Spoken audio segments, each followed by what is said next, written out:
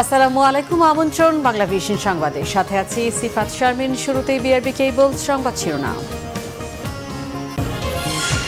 নুসরাতের খুনিরা কেউই রেহাই পাবে না, খুনিরা যেই হোক না কেন তাদের বিচার হবে, পরিবারকে আশ্বাস প্রধানমন্ত্রীর।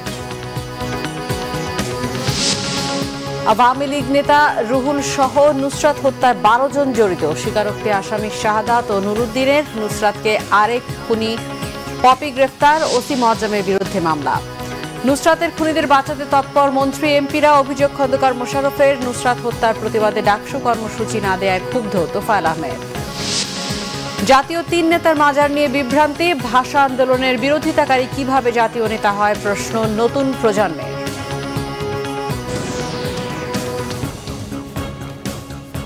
দেখছিলেন বিআরবি কেবল সংবাদ শিরোনাম, এবারে বিস্তারিত। ফেনীর সোনাগাজীতে আগুনে পুড়িয়ে নুসরাতকে হত্যাকারীদের কেউই রেহাই পাবে না বলে জানিয়েছেন প্রধানমন্ত্রী শেখ হাসিনা। নুসরাতের পরিবার প্রধানমন্ত্রীর সঙ্গে সাক্ষাৎ করতে গেলে তিনি এই আশ্বাস দেন।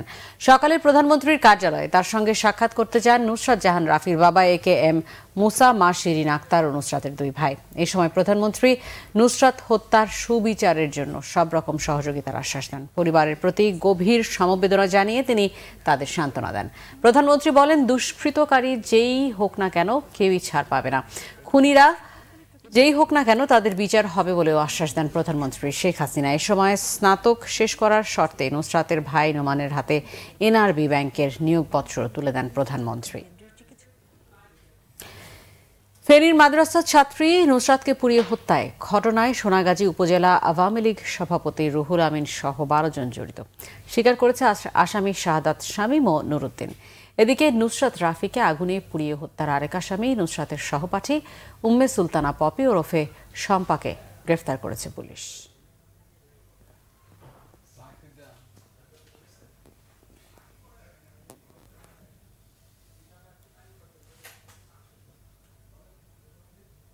দর্শক, আমরা রিপোর্টটির জন্য অপেক্ষা করছি। দর্শক, রিপোর্টটি প্রক্রিয়াধীন রয়েছে, আমরা চলে যাচ্ছি পরবর্তী সংবাদে। বেগম খালেদা জিয়ার প্যারোলে মুক্তির বিষয়টি পারিবারিক সিদ্ধান্তের বিষয়, এ নিয়ে তার সাথে তেমন কোনো আলোচনা হয়নি জানিয়েছেন বিএনপির মহাসচিব মির্জা ফখরুল ইসলাম আলমগীর। এদিকে বিএনপি নেতা ডক্টর খন্দকার মোশাররফ হোসেনের অভিযোগ, মাদ্রাসা শিক্ষার্থী নুসরাতের হত্যাকারীদের বাঁচাতে সরকারের মন্ত্রী এমপিরা চেষ্টা করছেন।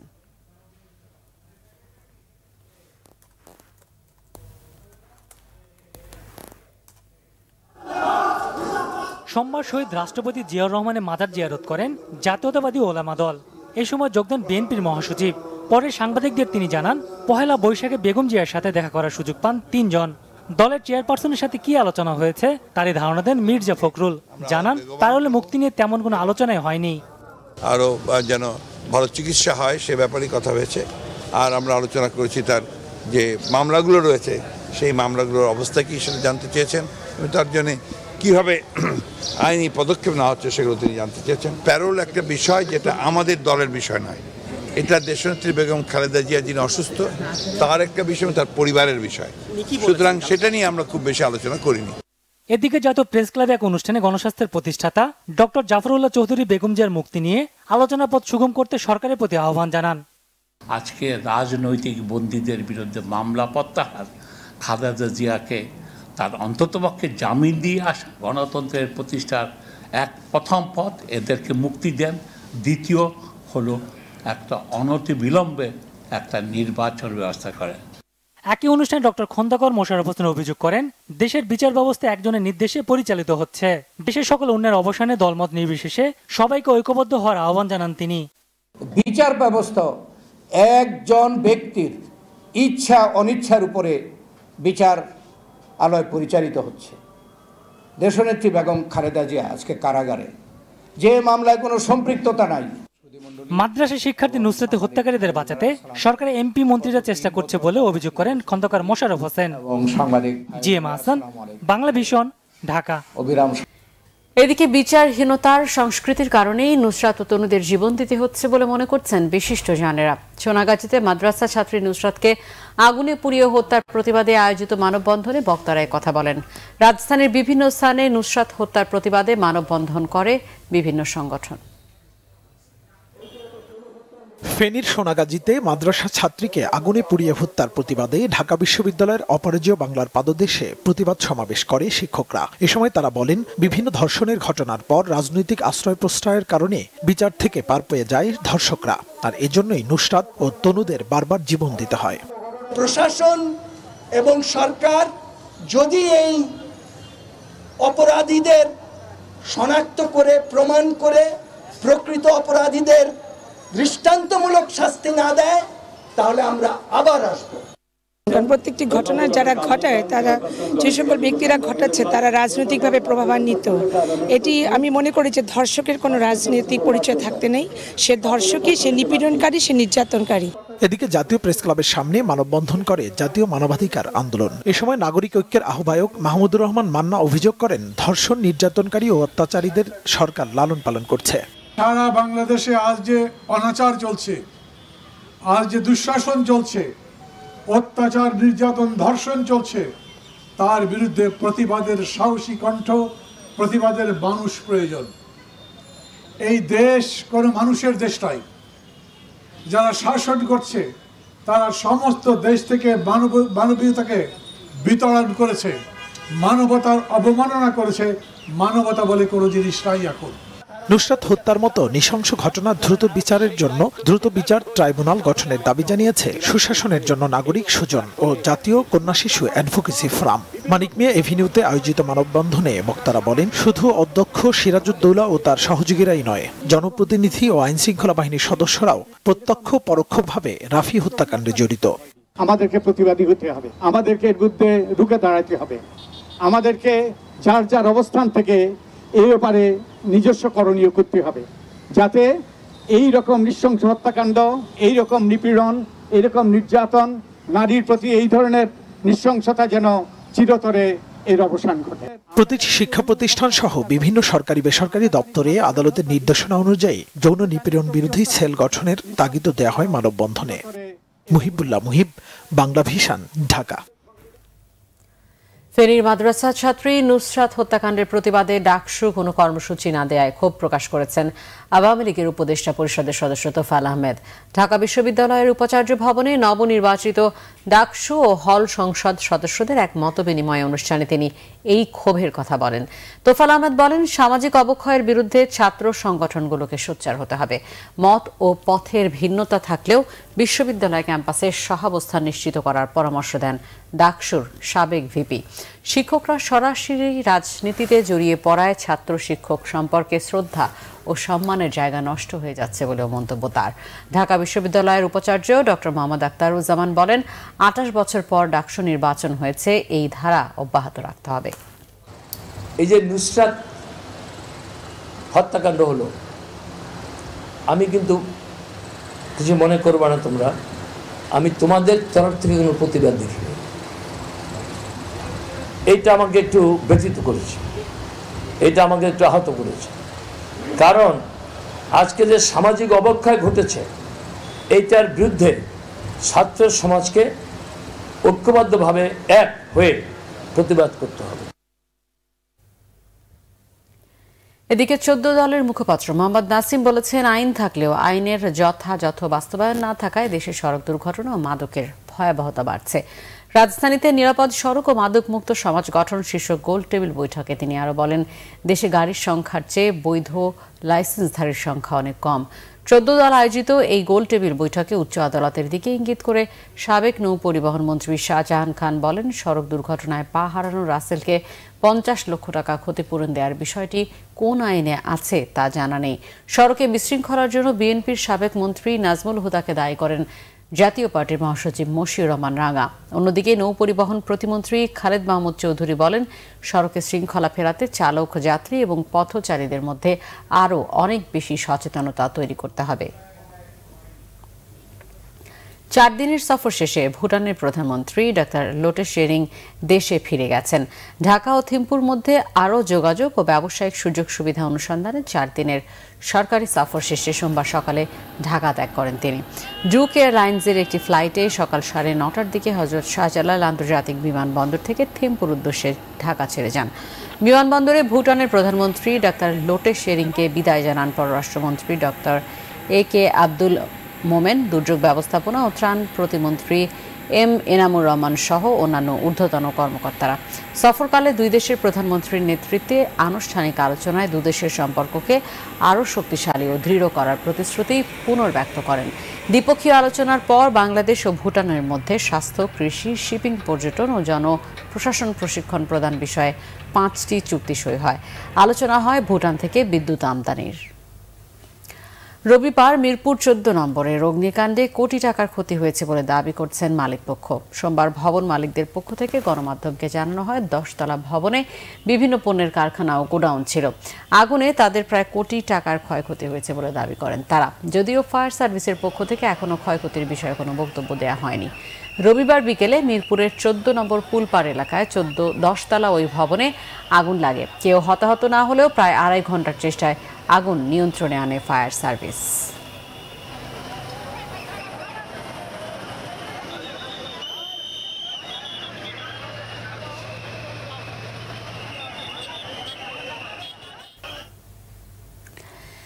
চকবাজারের চুরিহাটটা এখনো এক উৎকণ্ঠার জনপদ। থমথমে পরিবেশ পুরো এলাকায়।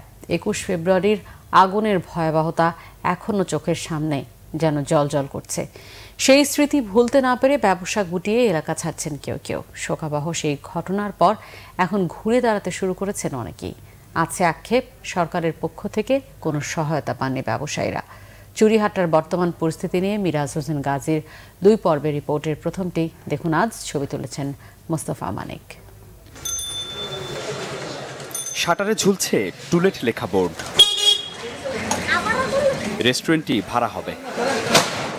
দোকানটিতে আগে যিনি ব্যবসা করতেন এই এলাকায় আর থাকছেন না তিনি। ঘরপোড়া মানুষটির এখন সিঁদুররাঙা মেঘ দেখেও ভয়। আতঙ্ক হইলে এখানে একটা দুর্ঘটনা আল্লাহ তাআলা ঘটাইছে। এটা কারো কাছে ঘটানোর জিনিস না, এটা আল্লাহ তাআলা ঘটাইছে। এখন আমার ভালো লাগে না, তাই আমি এখানে ব্যবসা করবো না। আমার বাড়িওয়ালার আমি নোটিশ দিয়েছি। 20 ফেব্রুয়ারি রাতের অগ্নিকাণ্ডের মাত্র 3 মাস আগে অনেক স্বপ্ন আর আশায় বুক বেঁধে রেস্টুরেন্ট ব্যবসা শুরু করেছিলেন এই ব্যবসায়ী।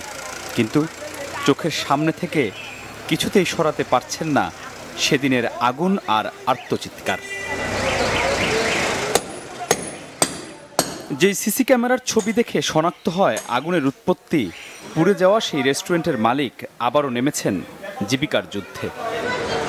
তবে ঘুরে দাঁড়াতে পদে পদে ভোগান্তি আর হয়রানি আগুনের ক্ষতিকে আরও বাড়িয়েছে। এমনি ক্ষতিগ্রস্ত হয়েছেই আরও একটা পেরেশানির মধ্যে ফেলাইছে। হেয়ার কাছে যাইতে হয়, বহুত পেরেশানির মধ্যে পড়িয়া যেমনি হোক টাকা পয়সা খরচা করিয়া হেয়ার পরে আমাদের এটা কাজ উদ্ধার হয়েছে। সব পুড়ে ছিল আগুনে, কিন্তু পেটের টান সে তো অবসর মানে না। তাই আবারও শুরু করেছেন সংগ্রাম। এই দোকানি বলছিলেন এত বড় বিপদের পর কেউ পাশে এসে দাঁড়ায়নি। দিন প্রায় 4-5 মাস অসুস্থ ছিলাম। যেদিন আমার দোকান পুড়ে সানখান হয়ে যায়, আমি বাসায় বসে কাঁদা ছাড়া আমার কাছে সেদিন আর আমার কাছে আমার আর কিছু ছিল না। আজকে আমি আপনাদের কাছে আকুতি করে বলছি, আপনারা সরকারের কাছে বলেন। এখন আমরা ওই আশায় বসে আছি, দেখি উনি আমাদের জন্য কি করছে। ছোট্ট দোকানটি সেদিন ছাই হয়েছে। ভাগ্যগুণে বেঁচে আছেন দোকানি। কিভাবে আবারও শুরু করবেন জীবন সংগ্রাম, সে ভাবনায় দিশেহারা তিনি। মানুষ তো বেঁচে থাকতে হইলে কিছু না কিছু করতেই হয়। নতুন করে করতে হইলে আমার কিছু খুয়াইতে হইব, হয়তো জায়গা, নয়তো গহনাগাটি। চুরিহাট্টা মোড়ে এখন 2জন কমিউনিটি ট্রাফিক পুলিশ সদস্য দিনরাত কাজ করছেন যানজট কমাতে। কারণ সেদিন এলাকাটি তীব্র যানজটে ঠাসা থাকায় হঠাৎ আগুনে প্রাণ গেছে এত মানুষের। আমি ডিউটি করি 1 তারিখ থেকে, জামের জন্য আর কি এখন ক্লিয়ার রাখতেছি আমরা। আগে যে যেমনি পাশে ওইখান দিয়ে আপনার রিক্সা নিয়ে গেছে, ওখান দিয়ে আপনার ব্যান গাড়ি, ওইখান দিয়ে আপনার ট্রাক, ওইখান দিয়ে কোনো ছিল না, শৃঙ্খলা ছিল না। তাদের স্বজনরা এখন এখানে আসে খুঁজে কান্নাকাটি করে, আহাজারি করে। এই পথে যাতায়াত করা প্রতিটি মানুষ একটু হলেও থমকে যান হাজী ওয়াহেদ ম্যানশনের পোড়া কংক্রিট দেখে। এত ভয়াবহতা আগে কখনো দেখেননি তারা। মিরাজ হোসেন গাজী, বাংলা ভিশন, ঢাকা। ঢাকা বিশ্ববিদ্যালয় এলাকায় 3 নেতার মাজার নিয়ে বিভ্রান্ত নতুন প্রজন্ম। শেরে বাংলা ও সৌরার্দির দুঃখিত। মাঝখানে ভাষা আন্দোলনের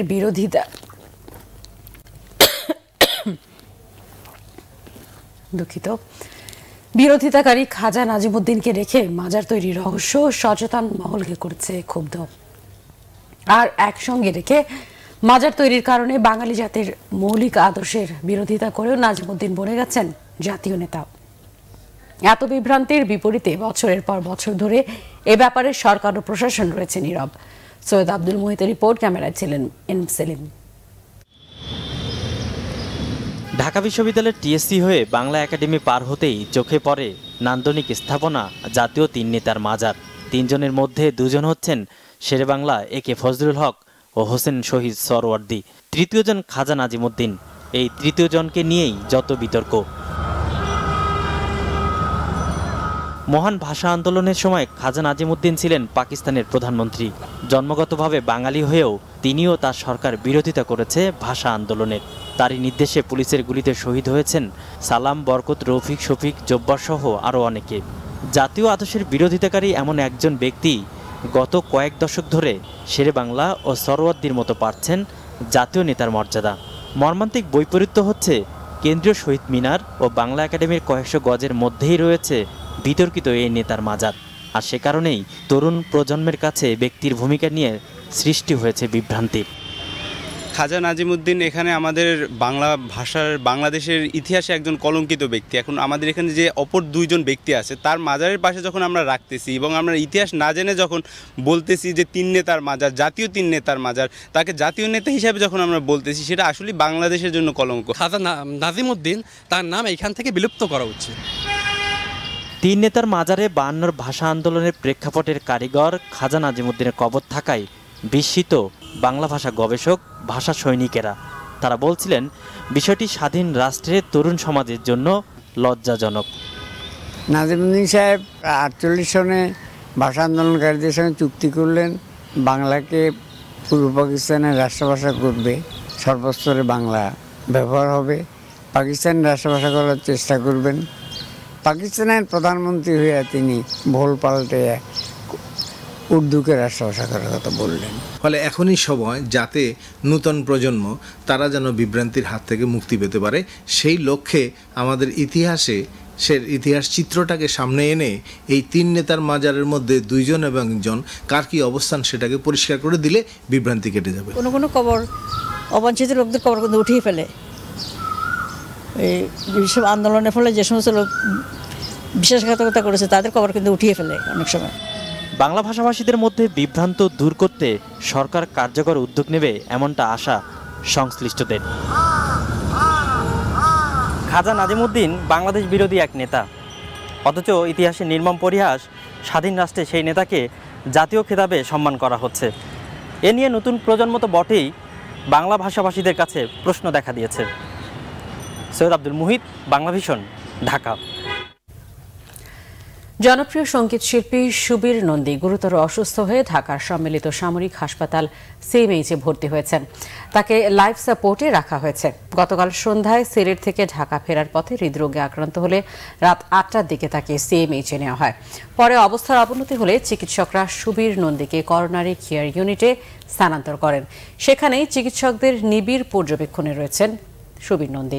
66 বছর বয়সী এই শিল্পী দীর্ঘদিন ধরে কিডনির জটিলতায় ভুগছেন। নিয়মিত তার ডায়ালাইসিস করতে হতো। সঙ্গীত অঙ্গনে 4 দশকের ক্যারিয়ারে 2500-এর বেশি গানে কণ্ঠ দিয়েছেন এই শিল্পী। সঙ্গীতে অবদানের জন্য এ বছরই তাকে 21 পদকে ভূষিত করে সরকার। 1953 সালের 19 নভেম্বর হবিগঞ্জ জেলার বানিয়াচং উপজেলার নন্দীপাড়ায় সুবীর নন্দীর জন্ম।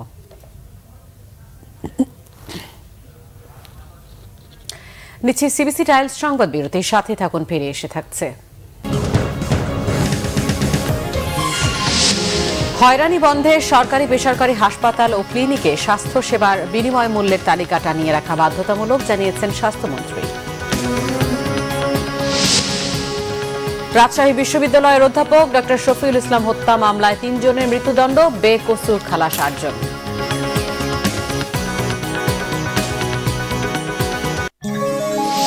আপনারা দেখছেন বাংলা ভিশন সংবাদ।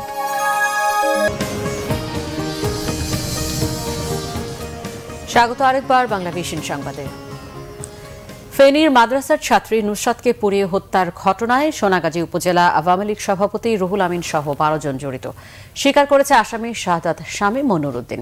এদিকে নুসরাত রাফিকে আগুনে পুড়িয়ে হত্যার আরেক আসামি নুসরাতের সহপাঠী উম্মে সুলতানা পপি ওরফে শম্পাকে গ্রেফতার করেছে পুলিশ।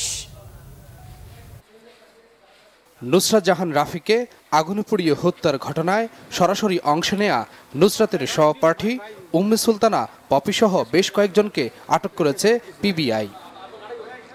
আসামিদের জবানবন্দিতে উঠে আসে নুসরাত হত্যার ভয়াবহ তথ্য। অধ্যক্ষ সিরাজউদ্দৌলার নির্দেশে হত্যার পরিকল্পনা হয় কারাগারে। জবানবন্দিতে আসামি নুরুদ্দিন ও শামীম জানান, নুসরাতের গায়ে আগুন দেওয়ার সিদ্ধান্ত হয় কারাগার থেকেই। উপজেলা আওয়ামী লীগ নেতা রুহুল আমিনের নির্দেশে নুরুদ্দিন ও শাহাদাত হোসেন শামীম অধ্যক্ষের মুক্তির জন্য আন্দোলনে নামেন বলেও জানায় আসামিরা। দুইজনকে আমরা গ্রেপ্তার করেছি, আরেকজনকে আমরা আর দুজনকে গ্রেপ্তারের জন্য আমাদের অভিযান অব্যাহত আছে। তারা এই হত্যাকাণ্ড ঘটিয়েছেন, তারা সরাসরি সংশ্লিষ্ট ছিল এখানে কয়েকজন এবং পরিকল্পনায় অংশগ্রহণ করেছেন, তারা জেলখানা থেকে হুকুম পেয়েছেন। এই বিষয়গুলি বিস্তারিত বিবরণ আসছে। আরও কিছু নাম বিচ্ছিন্নভাবে এসছে, but we will examine them. তখন হয়তো আমরা বলতে পারবো যে অ্যাকচুয়ালি তাদেরকে আমরা গ্রেপ্তারের দিকে যাবো। মাদ্রাসার ছাত্রী নুসরাত জাহান রাফির হত্যার সাথে জড়িত থাকার কথা অস্বীকার করেছেন রুহুল আমিন। আমারে নিয়ে একটা বিভ্রান্তিমূলক একটা বক্তব্য আসতেছে যে আমাদের জড়িয়ে। আমি আওয়ামী লীগের উপজেলা আওয়ামী লীগের সভাপতি হিসাবে যে আমার আওয়ামী লীগকে হেয় প্রতিপন্ন করার জন্য একটি মহল আমার বিরুদ্ধে অপপ্রচার। এদিকে আসামি স্থানীয় পৌর কাউন্সিলর ও আওয়ামী লীগ নেতা মাকসুদ আলমের 5 দিনের রিমান্ড মঞ্জুর করেছে আদালত। নুরুদ্দিন এবং শামীমকে পিবিআই গ্রেফতার করেছে। তারা গতকালকে 164 দিয়েছে। সেই 164-এ কাউন্সিলর মাকসুদ আলমের নাম এসেছে। আজকে কাউন্সিলর মাকসুদ আলমের জন্য এই মামলার আয়ু 10 দিনের রিমান্ড চেয়েছে। নির্মম নির্যাতন ও হত্যার শিকার মাদ্রাসার ছাত্রী নুসরাত জাহান রাফির ভিডিও সামাজিক মাধ্যমে ছড়িয়ে দেওয়ার অপরাধে সোনাগাজী থানার ভারপ্রাপ্ত কর্মকর্তার বিরুদ্ধে সাইবার ট্রাইব্যুনালে মামলা দায়ের করা হয়েছে। এই ওসি সাহেব আবার কিভাবে উনি এইখানে বহাল তবিয়তে চাকরিতে থাকেন আমাদের কোনো আমরা এটা বুঝতে পারি না। এবং এইটা যদি এক্সাম্পলারি পানিশমেন্ট না হয় তাইলে ওসির রুমে যেতে বাংলাদেশের মানুষ ভয় পাবে। হত্যাকাণ্ডের সময় খুনিরা পপিকে শম্পা নামে ডেকেছিল। মৃত্যুর আগে সেই নামও বলে গিয়েছিলেন রাফি। অবশেষে পুলিশের হাতে পাকোয়া হলেন শম্পা নামের সে মেয়েটি। SM Foyez, Bangla Vision, Dhaka. হয়রানি বন্ধে সরকারি বেসরকারি হাসপাতাল ও ক্লিনিকে স্বাস্থ্য সেবার বিনিময় মূল্যের তালিকা টানিয়ে রাখা বাধ্যতামূলক করা হয়েছে বলে জানিয়েছেন স্বাস্থ্যমন্ত্রী জাহেদ মালেক। জাতীয় স্বাস্থ্য সেবা সপ্তাহ উদযাপন উপলক্ষে দুপুরে সচিবালয়ে এক সংবাদ সম্মেলনে এই তথ্য জানান তিনি।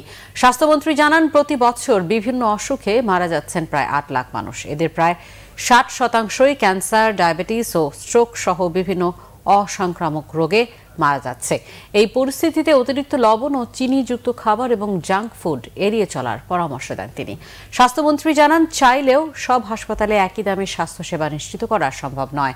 তবে যৌক্তিক মূল্যে স্বাস্থ্যসেবা নিশ্চিতে হাসপাতাল ও ক্লিনিকে নোটিশ পাঠানো হয়েছে। মানসম্মত চিকিৎসা ও ডায়াগনস্টিক সেবা দিতে ব্যর্থ ক্লিনিক বন্ধের হুঁশিয়ারিও দেন স্বাস্থ্যমন্ত্রী। স্বাস্থ্য সেবা অধিকার শেখ হাসিনার অঙ্গীকার, এই প্রতিবাদ্য সামনে রেখে প্রথমবারের মতো উদযাপিত হতে যাওয়া জাতীয় স্বাস্থ্য সেবা সপ্তাহ আগামীকাল উদ্বোধন করবেন প্রধানমন্ত্রী শেখ হাসিনা। রাজশাহী বিশ্ববিদ্যালয়ের সমাজ বিজ্ঞান বিভাগের অধ্যাপক ডক্টর এ.কে.এম. শফিউল ইসলাম লিলন হত্যা মামলায় 3 জনের মৃত্যুদণ্ড দিয়েছে আদালত। বেকসুর খালাস দেওয়া হয়েছে 8 জনকে। দুপুরে রাজশাহী দ্রুত বিচার ট্রাইব্যুনালের বিচারক অনুপ কুমার এই রায় দেন। মৃত্যুদণ্ডপ্রাপ্তরা হলেন সাবেক ছাত্রদল নেতা আব্দুস সামাদ পিন্টু, আরিফুল ইসলাম মানিক ও সবুজ শেখ। এদের মধ্যে সবুজ শেখ পলাতক রয়েছে। বেকসুর খালাস দেওয়া হয়েছে জেলা বিএনপির যুগ্ম সম্পাদক আনোয়ার হোসেন উজ্জ্বল সহ 8 জনকে। রায়ের বিরুদ্ধে উচ্চ আদালতে যাবেন বলে জানিয়েছেন আসামি পক্ষের আইনজীবী। রায়ের বিষয়ে কোনো মন্তব্য নেই বলে জানান অধ্যাপক শফিউল আলমের ছেলে সৌমেন শাহরিদ। 2014 সালের 15 নভেম্বর বিশ্ববিদ্যালয় সংলগ্ন 14 পাই এলাকায় তাকে কুপিয়ে হত্যা করা হয়। বকেয়া মজুরি পরিশোধ ও মজুরি কমিশন বাস্তবায়ন সহ 9 দফা দাবিতে আবারও ধর্মঘট নেমেছেন রাষ্ট্রায়ত্ত পাটকলের শ্রমিকরা। এবার টানা 96 ঘন্টার ধর্মঘট শুরু করেছেন তারা। ধর্মঘটের পাশাপাশি দুপুর 12টা পর্যন্ত 4 ঘন্টার রাজপথ রেলপথ অবরোধ কর্মসূচিও পালন করে পাটকল শ্রমিকরা। মিলের উৎপাদন বন্ধ করে সকাল থেকে পাটকলের প্রায় 50,000 শ্রমিক তৃতীয় দফা আন্দোলনে নেমেছে। খুলনা ক্রিসেন্ট, প্লাটিনাম, দৌলতপুর, খালিশপুর, দিঘলিয়া, আলিম, স্টার্ন কার্পেটিং এবং জেজেআই জুট মিলের শ্রমিকরা নিজ নিজ মিল গেটে সমাবেশ করে।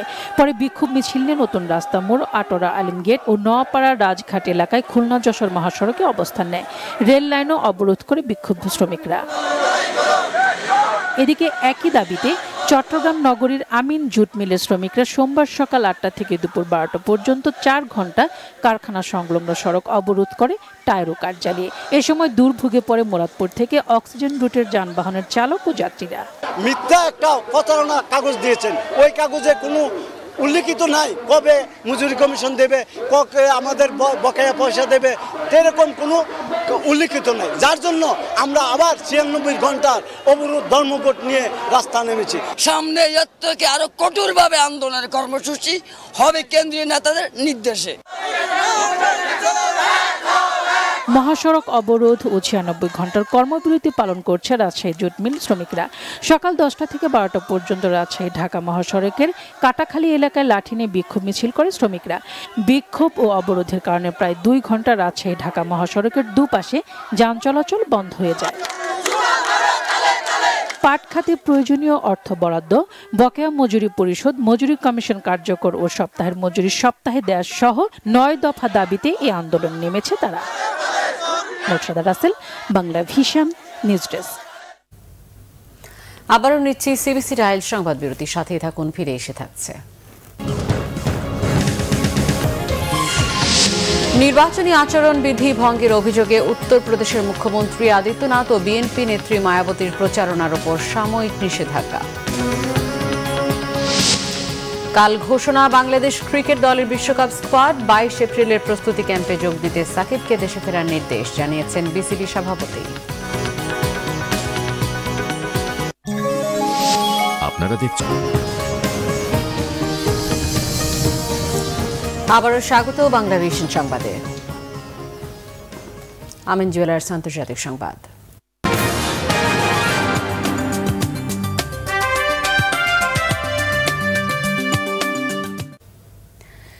নির্বাচনী আচরণবিধি ভঙ্গের অভিযোগে ভারতের শীর্ষ 2 রাজনৈতিক নেতা উত্তরপ্রদেশের মুখ্যমন্ত্রী যোগী আদিত্যনাথ এবং বহুজন সমাজবাদী পার্টির নেত্রী মায়াবতীর প্রচারণার উপর সাময়িক নিষেধাজ্ঞা জারি করেছে দেশটির নির্বাচন কমিশন।